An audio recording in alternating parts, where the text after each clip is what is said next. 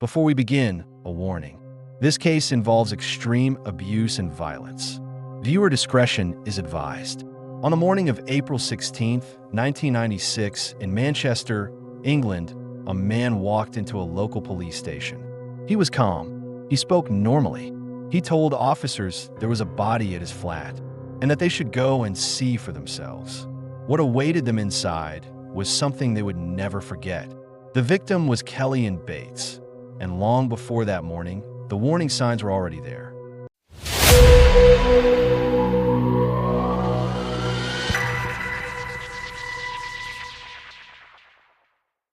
Kelly Bates was born in 1979 and spent her early years living with her family in England. As she grew older, her life began to take on a more outwardly stable shape. By her mid-teens, she was living at home with her parents and was enrolled in school, following a routine that, on the surface, appeared ordinary. At home, Kelly was still very much a teenager. She lived under her parents' care, attended school, and remained part of a family structure that, while not perfect, offered protection, supervision, and boundaries. There was nothing about her daily life that suggested she was on the edge of something catastrophic. Those who later reflected on this period would describe her as trusting and emotionally young, someone who was eager to please and responsive to attention. Like many teenagers, she was beginning to test independence, but she was still firmly rooted in her parents' household. That sense of normalcy would not last. Kelly met James Patterson through a situation that should have carried no risk at all. She had been babysitting for one of his friends, a common responsibility for a teenage girl her age. It was during this connection that Patterson entered her life. Patterson was significantly older, nearly twice Kelly's age, a fact that would later become impossible to ignore. What began as contact soon developed into a romantic relationship, and importantly, this relationship continued while Kelly was still living under her parents' roof. At first, the relationship existed alongside her normal life. She still lived at home. She was still enrolled in school. But gradually, her parents began to sense that something wasn't right. The age difference concerned them. Patterson's influence over their daughter worried them.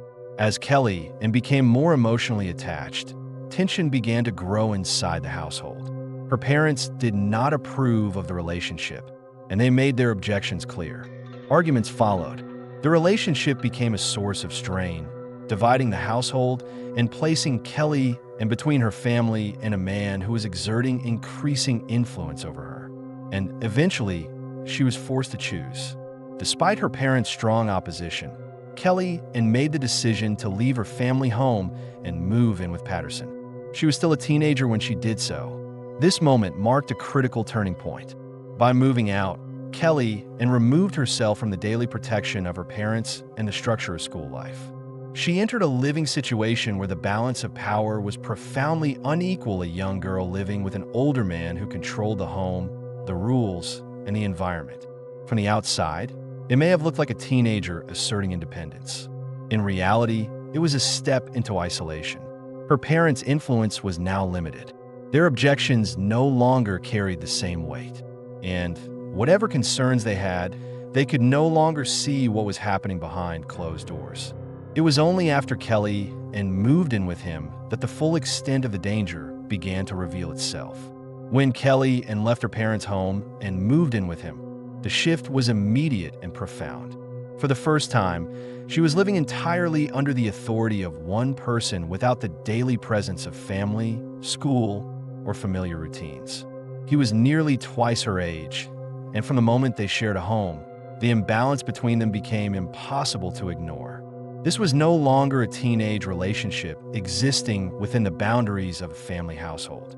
This was a closed environment, one where Patterson set the rules, controlled the space, and dictated the rhythm of daily life. To anyone outside the flat, Patterson appeared unremarkable. There was nothing outwardly alarming about him that would have immediately drawn attention. But inside the flat, the dynamic was entirely different. Kellyanne's movements became restricted. Her contact with others was limited. Small acts of independence, things most people wouldn't think twice about, were met with punishment.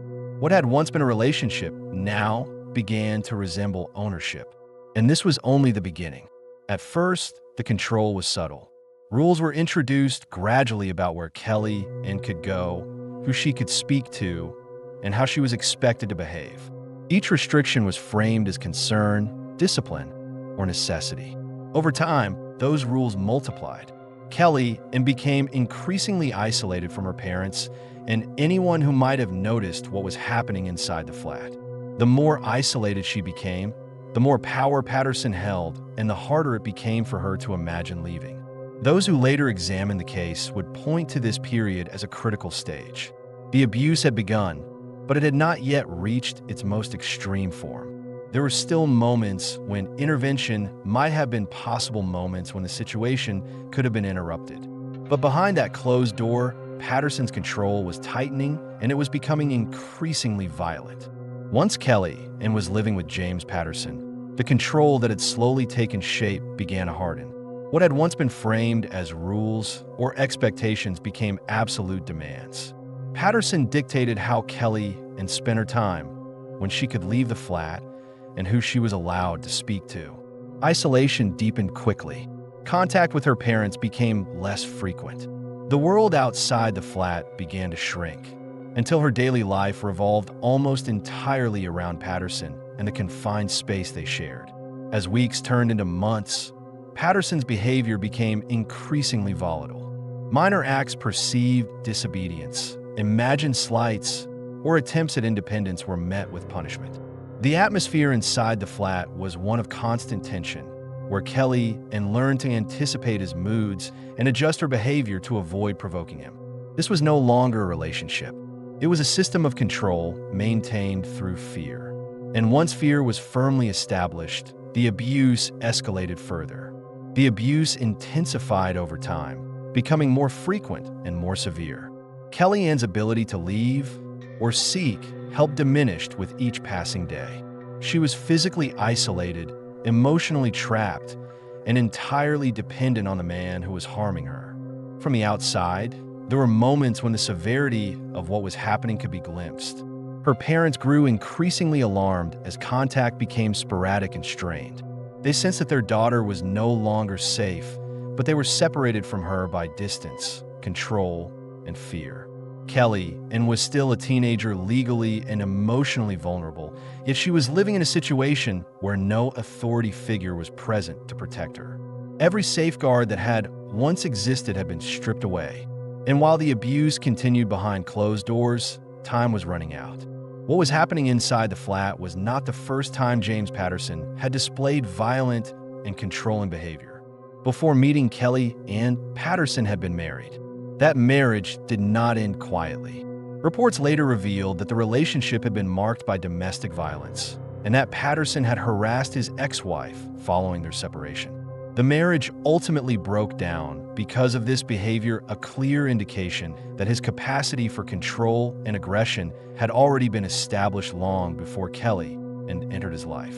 This history was not widely known to those around Kelly at the time. To her, Patterson was not a man with a documented pattern of abuse. He was simply the person she was living with, the person who controlled her environment, and the person she depended on. But in hindsight, the similarities were unmistakable. The same need for dominance, the same fixation on control, the same escalation once authority was challenged. Kelly was not facing something new or unpredictable. She was living with a man whose behavior had already destroyed one relationship, and who was now repeating that pattern in a far more vulnerable setting. And this time, there would be no separation to bring it to an end. As the situation inside the flat deteriorated, Kellyanne's parents became increasingly frightened. The changes in their daughter were impossible to ignore. Contact became irregular. When they did hear from her, the conversations felt strained, guarded in a way that hadn't been there before. Kelly no longer spoke freely. She was evasive about her living situation, careful with her words, and reluctant to explain what was happening in her life. To her parents, it felt as though she was slipping further away with each passing week. They worried about the man she was living with. They worried about the age difference. And most of all, they worried about the level of control he seemed to have over her. At times, They sensed fear beneath her attempts to reassure them. At other moments, they were met with silence.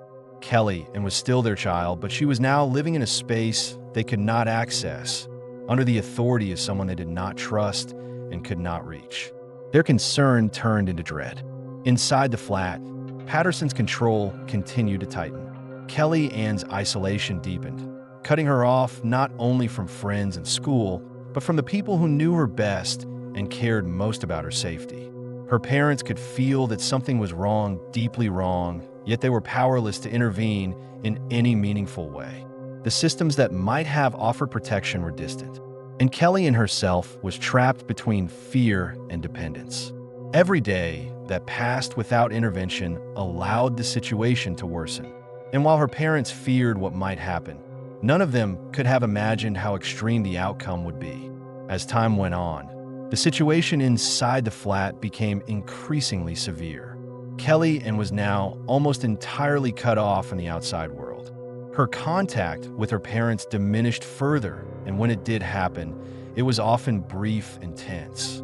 By this point, Patterson exercised near total control over her daily existence. He controlled when she slept, when she ate, and whether she was allowed to leave the flat at all. Kellyan's life had been reduced to a confined space governed by fear and obedience. Those closest to her would later say that she was no longer living, she was enduring. Her parents continued to worry, but their fear was paired with frustration and helplessness. They knew their daughter was in danger, yet they had no direct access to her, no visibility into the reality of her situation, and no clear way to intervene without her cooperation. Kelly was still legally a child, but she was living beyond the reach of the people who could protect her. And inside that flat, the abuse escalated to a level that defied reason. In the days leading up to her death, Kellyan's condition deteriorated rapidly. By this stage, the violence had become extreme and sustained, leaving her physically weakened and unable to escape. There was no sudden outburst, no single moment that marked a turning point. Instead, it was a result of prolonged cruelty, a gradual destruction carried out behind closed doors, unseen and unchecked. Kelly was 16 years old. She had no way out. And then, one morning, the suffering finally ended not because help arrived, but because it was already too late. Not long after, James Patterson left the flat. He did not call for medical assistance. He did not alert Kellyan's family. Instead, he walked into a police station in Manchester and calmly told officers that there was a body at his flat and that they should go and see for themselves. What awaited them inside was something they would never forget. When officers entered the flat, they moved cautiously through the small space, following the directions James Patterson had given them. They found Kellyann Bates in the bathroom. Her body was located in the bathtub. From the moment they saw her, it was clear this was not the result of a single act of violence. What officers were looking at was the outcome of prolonged and extreme abuse. Kellyan's body showed extensive injuries, many of them sustained over time rather than during one incident. Her face was badly damaged. One of her eye sockets had been broken, the result of severe blunt force trauma. The injuries were not isolated. They were spread across her body, indicating repeated assaults rather than a sudden loss of control. This was not a fight. It was sustained cruelty. As forensic specialists examined Kellyan's body, the medical cause of death became clear. She had suffered multiple blunt force injuries inflicted over an extended period of time. These repeated assaults had gradually weakened her, leaving her physically unable to resist or escape. Among the injuries was severe trauma to her head, including fractures consistent with repeated blows. This head trauma caused fatal damage to her brain, and it was this injury that ultimately ended her life. Medical experts concluded that Kelly did not die from a single sudden strike, but from the cumulative effect of sustained violence, culminating in the head injury that proved fatal. In other words, her death was not instantaneous. It was the final result of systematic, escalating abuse. Even experienced officers were deeply affected by what they documented. It wasn't only the extent of the injuries, it was the realization that this had happened over time, behind closed doors, while a vulnerable teenager was trapped with her abuser. There were no signs of panic, No attempt to seek help. Patterson had left Kelly in the bathtub, walked out of the flat, and calmly gone to a police station to report that there was a body at his address. The contrast between the brutality of the scene and the composure with which it was reported only deepened the horror of the case. When the case went to court, the jury was confronted with the full medical reality of what Kellyanne Bates had endured. Forensic pathologists testified that her injuries were not consistent with a sudden altercation or a single violent episode. Instead, they described a pattern of sustained and escalating abuse, inflicted repeatedly over time. The court heard that Kellyanne's body showed signs of systematic violence, with injuries at different stages of healing clear evidence that the abuse had not occurred all at once, but had been ongoing. Medical experts explained that the fatal head injury was only the final act in a prolonged series of assaults. By the time that injury was inflicted, Kellyanne was already severely weakened, both physically and psychologically. The prosecution made it clear. This was not an impulsive crime. It was a deliberate course of cruelty. Members of the jury struggled to maintain composure as the testimony unfolded. Even in a courtroom accustomed to hearing violent cases, the details stood apart for their severity. Prosecutors argued that James Patterson had exercised total domination over Kelly and isolating her, controlling her movements, and subjecting her to continuous abuse until she was completely defenseless. They emphasized the imbalance of power. An adult man with a history of domestic violence, exerting absolute control over a 16-year-old girl. The prosecution told the jury that Kellyanne had not died because help failed to arrive in time. She died because she was prevented from ever reaching help. This was murder carried out through sustained abuse, not a single act of rage. After deliberation, the jury returned a verdict of guilty of murder. There was no uncertainty, no competing explanation. The evidence, medical, forensic, and circumstantial, left no doubt as to responsibility. James Patterson showed little visible reaction as the verdict was read. Kellyanne's parents, sitting in court, were forced to relive the reality they had feared for months, now confirmed in full, devastating detail. At sentencing, the judge described the crime as one of exceptional cruelty. The court acknowledged not only the fact of Kellyanne's death, but the prolonged suffering that preceded it, suffering inflicted deliberately and repeatedly. James Patterson was sentenced to life imprisonment, with a minimum term of 20 years to be served before any possibility of parole could be considered. The judge stated plainly that the sentence reflected the severity, duration, and calculated nature of the abuse. For Kellyanne's parents, the sentence offered no comfort, only a measure of accountability. Their daughter was gone. What makes Kellyanne Bates' story especially painful is that the danger wasn't invisible. Her parents had concerns from the beginning. They questioned the relationship. They worried about the age difference. They felt that something wasn't right. Kellyanne was still living under their roof when the relationship began, and even then, there were warning signs. But like many parents faced with a teenager determined to make her own choices, they hesitated. They didn't stop the relationship when they still could. They didn't force a break when Kellyanne was still within reach. They hoped concern, boundaries, and time would be enough. They were wrong. When Kellyanne moved out to live with James Patterson against their wishes, the last real opportunity to intervene slipped away. From that moment on, they were no longer watching closely from the inside. They were waiting anxiously from the outside. By the time fear replaced doubt and doubt turned into certainty, it was already too late. Kellyanne was 16 years old. She did not have the life experience or power to protect herself from a man who was older, controlling, and already known for violence. The people who loved her most saw the danger, but not soon enough and not forcefully enough. This case is a reminder that hesitation can be deadly, that discomfort, denial, and the hope that things will work themselves out can cost lives. If you see a young person being isolated, controlled, or pulled into a relationship that feels wrong, don't wait. Don't soften it. Don't assume it will resolve on its own. Because once control fully sets in, the chance to intervene may be gone forever.